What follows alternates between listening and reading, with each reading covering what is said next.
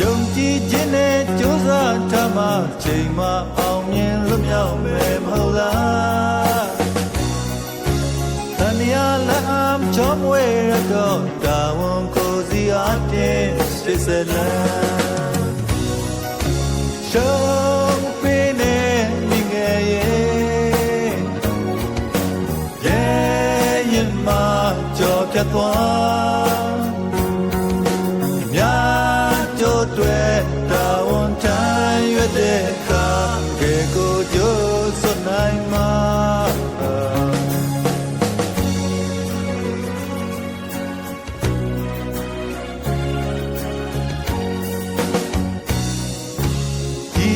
လိုင်းတွေတရိပ်ရိပ်တက်တော့ပင်လေပြင်းအားလုတ်ခဲ့ရမြဲလေ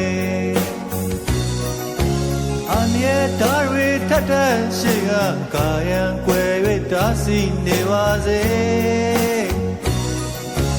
ညံမြေကြောက်မှစွာတတိဓမ္မနောအာသတိတရားမင်းမေနဲ့ကို